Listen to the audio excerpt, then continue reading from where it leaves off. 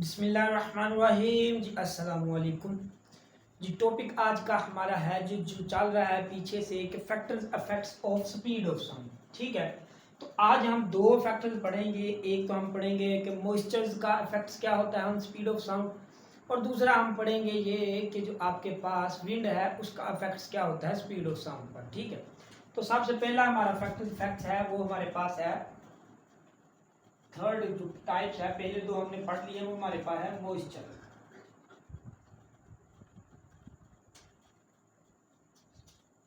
तो मॉइस्चर का मतलब क्या है जी? मॉइस्चर का मतलब ये है कि नमी। तो नमी नमी क्या होती है? नमी बेसिकली हमारे पास वाटर के कुछ मालिक्यूल ही होते हैं।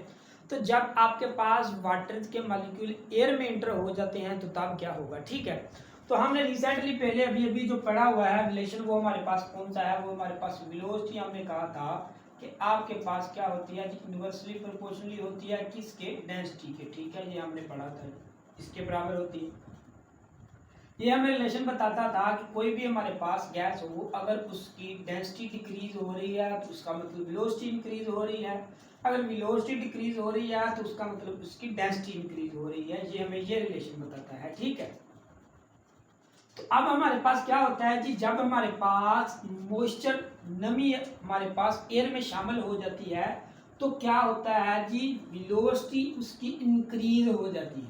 किसकी?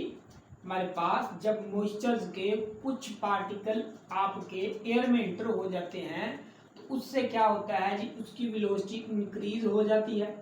वेलोसिटी इंक्रीज होती है तो इसका मतलब डेंसिटी उसकी क्या हो जाती है? डिक्रीज होती है। लेकिन हम ये सोचते हैं कि जब हमारे पास मॉइस्चर है, वाटर के मॉलिक्यूल है, वाटर के मॉलिक्यूल भारी होते हैं, जब वो एयर में इंटर हो जाते हैं तो उसकी डेंसिटी तो इंक्रीज करनी चाहिए। अगर उसकी डेंसिटी इंक्रीज होगी तो उसकी वेलोसिटी क्या होगी? डिक्रीज होगी। एक बार फिर सुने, हमने जो रिलेशन फाइंड करना है वो हमें ये बताता है कि जब आपके पास एयर, जो आपके पास मॉइस्चर है, वाटर के मॉलिक्यूल है, एयर में इंटर होते हैं तो उसकी वेलोसिटी क्या हो जाती है? बढ़ जाती है। जब उसकी वेलोसिटी बढ़ती है तो इसका मतलब उसकी डेंसिटी डिक्रीज होगी।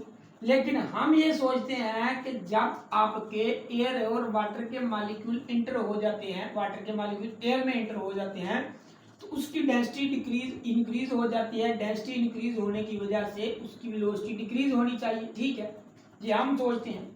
तो इसमें से कौन सी बात दुरुस्त है वो हम एक एग्जांपल से देखेंगे कि मान लीजिए कि हमारे पास क्या है, मोस्टली जो आपकी एयर बनती है जी वो हमारे पास होती है जी दो पार्टिकल से मिलकर बनती है। एक आप कह सकते हैं जी ऑक्सीजन और एक आप कह सकते हैं जी यहाँ पर आपके पास नाइट्रोजन होता है। ठीक है, ऑक्सीजन और नाइट्रोजन से मिलकर बनती है।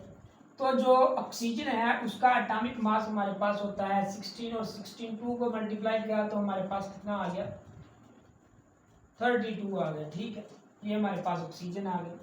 अगर बात की जाए नाइट्रोजन की तो वो हमारे पास होता है, उसका हमारे पास होता है 28। नाइट्रोजन का होता है 14, और 14 को 2 के साथ मल्टीप्लाई करेंगे आपके पास 20 ये जाएगा। कि हमने ये देखा कि हमारे पास जो एयर होती है दो पार्टिकल से मिलकर बनती है। एक उसमें ऑक्सीजन होता है, एक नाइट्रोजन होता है। ऑक्सीजन का आपके पास एटॉमिक मास 232 होता है, और जो नाइट्रोजन है हमारे पास उसका हमारे पास क्या होता है?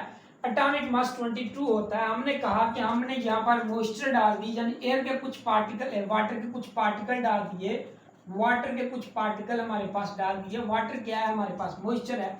तो जो हमारे पास हाइड्रोजन है हम जानते हैं कि उसका जो हमारे पास एटॉमिक मास होता है वो हमारे पास 1.08 होता है, यानी आपके पास 2 होता है। ऑक्सीजन का आपके पास 16 होता है, 16 को 2 के साथ ऐड किया आपके पास 18 आ जाता है। ठीक है, हमने कहा हाइड्रोजन इंटर हुई किसमें? एयर में।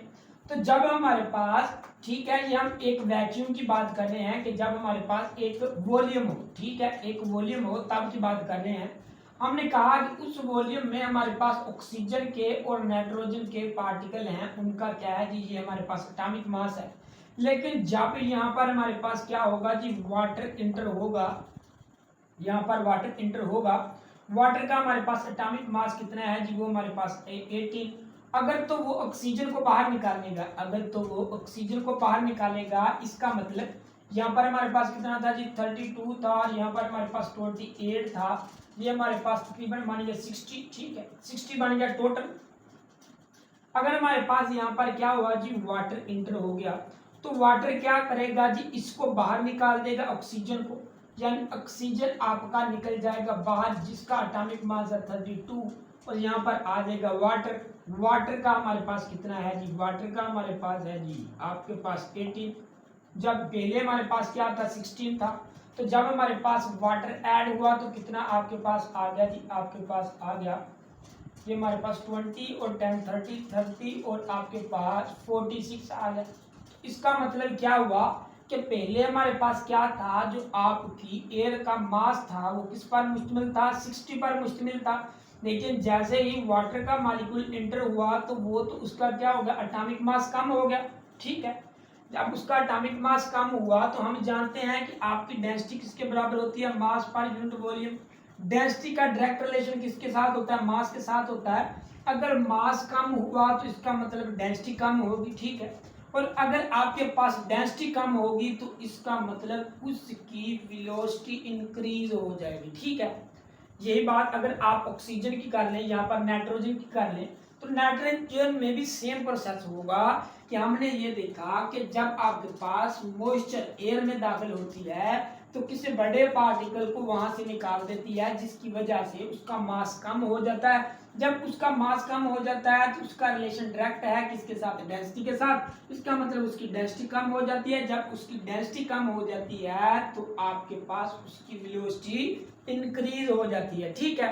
तो स्पीड ऑफ साउंड जो आपके पास मॉइस्चर में होता है उसकी क्या हो जाती है जी, उसकी वेलोसिटी इंक्रीज हो जाती है। अब हम बात करते हैं कि हमारे पास जो विंड होगी उसका क्या ताल्लुक होगा, ठीक है। हमारे पास जो विंड होगी उसका क्या ताल्लुक है, किसके साथ, स्पीड ऑफ साउंड के साथ, ठीक है।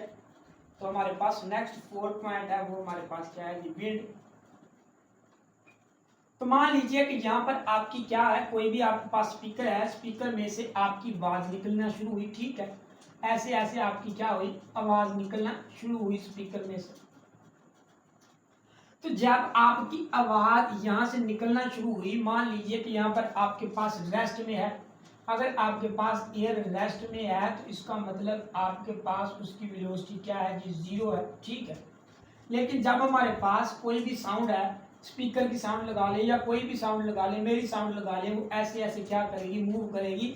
जब आपकी वेलोसिटी 0 पर होगी तो माना इसकी भी वेलोसिटी है, वो लगा ले आपके पास va है।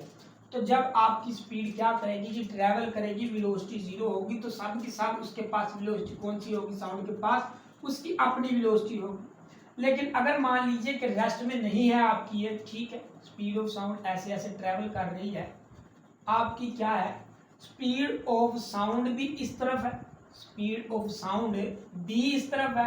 जो आपके पास एयर है उसकी डायरेक्शन भी इस तरफ, ठीक है। ये माना आपके पास क्या है जी, v1 है। ये मान लिया आपके पास क्या आ गया जी, v, ये आपके पास वेलोसिटी va था। ये मान लिया कि v1 है। अगर स्पीड ऑफ साउंड भी इस तरफ है और वेलोसिटी भी इस तरफ है, इसका मतलब दोनों सेम डायरेक्शन में है। जब दोनों सेम डायरेक्शन में होंगे तो इनको ऐड करेंगे, ठीक है। यानी ये आपके पास मान लीजिए 5 है, ये आपके पास मान लीजिए 5 है, ये आपके पास 10 हो गया। तो इसका मतलब ये हुआ कि जब आपके पास आपकी वेलोसिटी जो होगी, स्पीड ऑफ साउंड होगी, जब along the direction of wind होगी, जिस तरफ आपकी विंड होगी उस तरफ आपकी स्पीड ऑफ साउंड होगी, तो आपकी वेलोसिटी क्या कर जाएगी, इंक्रीज कर दे जाएगी, ठीक है। एक हमारे पास एक तीसरा केस होता है जी, हमारी स्पीड ऑफ साउंड इस तरफ जा रही है जी, हमने कहा वो हमारे पास क्या है जी, va है, ठीक है। अगर हमने कहा वो हमारे पास va है, तो दूसरी हमारे पास कहा कि आपके पास जो विंड है आपकी वो ऑपोजिट है, आपकी विंड है वो ऑपोजिट है। यानी हमारी स्पीड ऑफ साउंड इस तरफ मूव कर रही है, जो आपकी विंड इस तरफ मूव कर रही है, दोनों ऑपोजिट डायरेक्शन में है। अगर दोनों ऑपोजिट डायरेक्शन में है तो इसका मतलब आपके पास ये v1 है, तो va में से माइनस v1 निकल जाएगा। तो इसका मतलब यहाँ पर आपकी विंड क्या होगी, अगर ऑपोजिट डायरेक्शन में होगी तो उसकी वेलोसिटी क्या हो जाएगी, डिक्रीज हो जाएगी, ठीक है। ये तो मैंने वैसे ही 5 लिखा है, ठीक है। 5 की जगह अगर हम यहाँ पर 6 कर लें तो ये हमारे पास क्या आ जाएगा, 11 आ जाएगा। इस तरह आप क्या करें, अगर आप 5 में से -6 करें तो आपके पास -1 आ जाएगा। ये तो वैसे समझाने के लिए था। तो हमने क्या देखा कि जब आपके पास कोई भी velocity of air wind rest में है तो सारी की सारी आपके पास जो वेलोसिटी होगी, आपके पास स्पीड ऑफ साउंड होगी, उसकी वेलोसिटी भी ए होगी। मान लीजिए कि जिस तरफ आपकी विंड है उसी तरफ ही आपकी वेलोसिटी की डायरेक्शन है, तो तब आपकी क्या हो जाएगी, स्पीड ऑफ साउंड इंक्रीज हो जाएगी। यानी जिस तरफ आपकी विंड है उस तरफ ही आपके पास जो आपकी वेलोसिटी है, जो साउंड है, साउंड भी इस तरफ है। साउंड जिस तरफ है, विंड भी इस तरफ है, तो आपकी वेलोसिटी इंक्रीज हो जाएगी। अगर साउंड इस तरफ है, वेलोसिटी आपकी ऑपोजिट है, सॉरी आपकी जो साउंड इस तरफ है और विंड आपकी ऑपोजिट है, तो वेलोसिटी डिक्रीज हो जाएगी। ठीक है, तो ये थे हमारे जी, हमने देखा कि मॉइस्चर में और विंड में आपके पास कैसे ट्रैवल करती है। विंड का एक बार फिर बताता हूँ कि हमने ये देखा कि अगर आपके पास विंड इस तरफ है और आपकी जो साउंड है वो भी इस तरफ है, तो वेलोसिटी इंक्रीज हो जाएगी। अगर आपके पास विंड इस तरफ है, स्पीड ऑफ साउंड इस तरफ है, तो वेलोसिटी डिक्रीज हो जाएगी। अगर आपके पास सिर्फ रेस्ट में है तो आपकी अकेली आवाज ही होगी। ठीक है, फिर हमने मॉइस्चर देखा, तो मॉइस्चर में हमने ये देखा कि जब आपके पास मॉइस्चर के कुछ पार्टिकल एयर के साथ मिल जाते हैं तो उसकी डेंसिटी डिक्रीज हो जाती है। ठीक है, डेंसिटी डिक्रीज होने की वजह से उसकी वेलोसिटी इंक्रीज हो जाती है और वेलोसिटी इंक्रीज होने की वजह से आपकी स्पीड ऑफ साउंड भी इंक्रीज हो जाती है इन मॉइस्चर एयर में। ठीक है, तो ये थे जी आज के हमारे 2 पॉइंट। उम्मीद है आपको समझ आ गई होगी। किसी किस्म की भी आपको कन्फ्यूजन है तो कमेंट सेक्शन में कमेंट कर सकते हैं। अल्लाह हाफिज।